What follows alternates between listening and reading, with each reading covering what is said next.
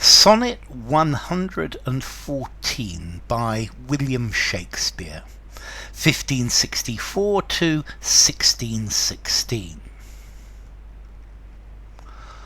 Or whether doth my mind, being crowned with you, drink up the monarch's plague, this flattery? Or whether shall I say mine eye saith true, and that your love taught it this alchemy? To make of monsters and things indigest such cherubins as your sweet self resemble, creating every bad a perfect best, as fast as objects to his beams assemble. Oh, 'tis the first, 'tis flattery in my seeing, and my great mind most kingly drinks it up. Mine eye well knows what with his gust is greeing, and to his palate doth prepare the cup. If it be poisoned, 'tis the lesser sin, that mine eye loves it, and doth first begin. So this is a sonnet by William Shakespeare. This is talking about his love for the fair youth, a beautiful young man who he has fallen in love with. And this sonnet follows straight on from Sonnet 113, where Shakespeare was saying that his love for this fair youth meant that everything he saw reminded him of the youth, whether he saw good things or bad things, beautiful things or ugly things, whatever he saw, it just resembled the fair youth. It reminded him of the fair youth, and the image or the love of the fair youth, his love for the fair youth, made everything seem beautiful, made the world around him seem beautiful. And now he's asking himself about whether this is flattery, and is it this the mind flattering him? And he's wondering as well if there's anything wrong with this, or wrong with how he's looking at the world. And I think the theme here is love and devotion, and how love and devotion alters the way we see the world, because he's got the idea that these maybe are false images, maybe they are poisoned, and maybe this is not healthy. Maybe the way he's seeing things, that everything looks beautiful, this is not good for him. So he talks quite a lot about flattery here. So whether doth my mind, being crowned with you, drink up the monarch's plague, this flattery? So my mind is obsessed by you, it's crowned with you.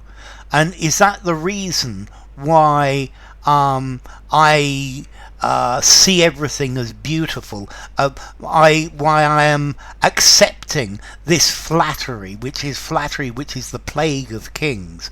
Because everybody flatters a king. The king is the most beautiful, the funniest, the handsomest, the most intelligent, and maybe the way he sees the world is flattery, and he's just drinking up flattery, because it's flattery is nice. Flattery makes you feel good, and seeing the world in a beautiful as everything beautiful, he's wondering if this is flattery.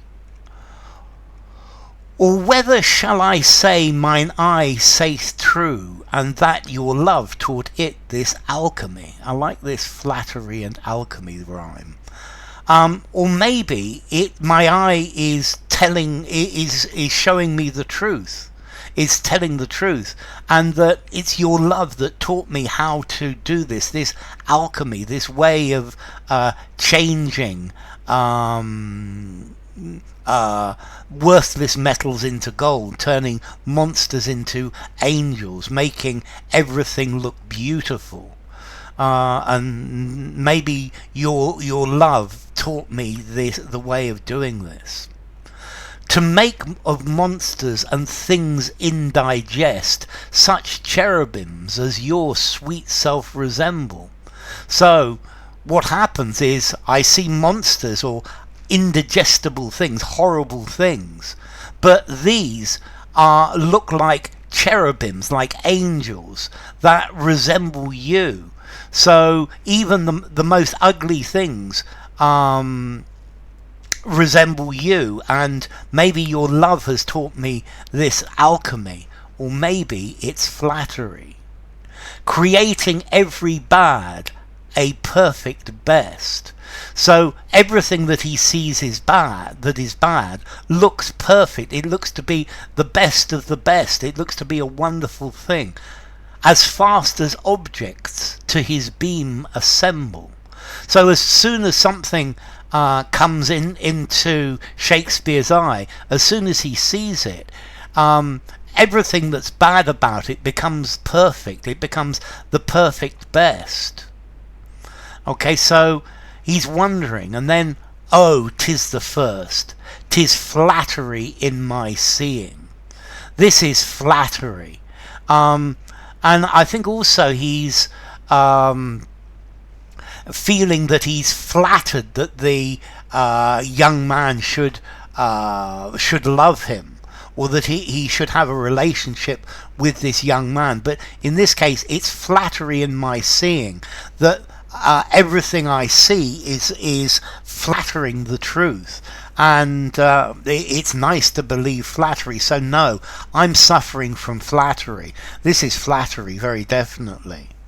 And my great mind most kingly drinks it up.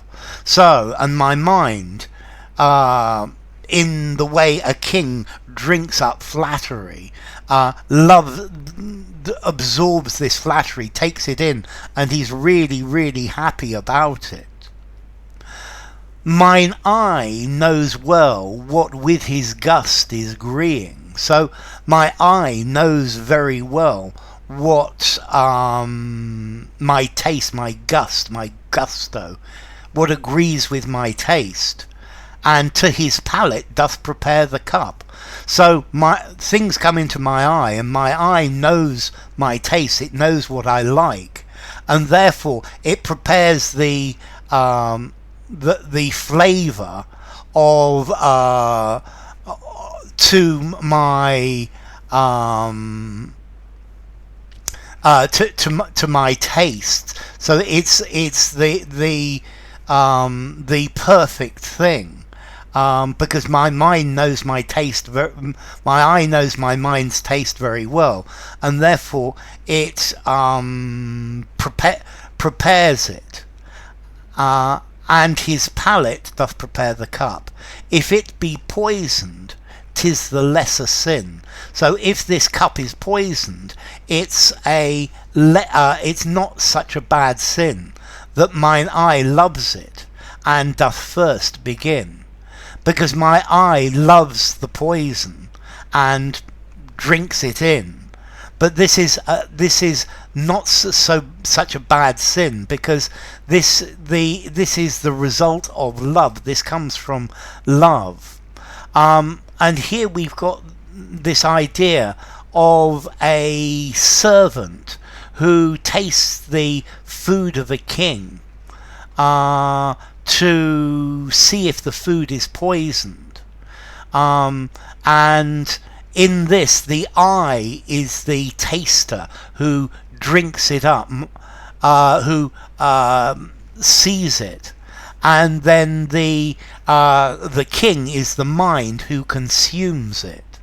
So we've got this idea of the king's taster, the eye, and the eye is the king's taster, and anything poisonous he prepares the cup, he takes it out, and puts it in. But this is, even if this is a sin, it's because my eye is motivated by love. This is motivated by love, and therefore, if it's a sin, it's only a little sin. It's not a big one. So enough. If you enjoyed the video, give it a rating, subscribe to my channel, and I will see you soon. Bye for now. Sonnet 114 by William Shakespeare.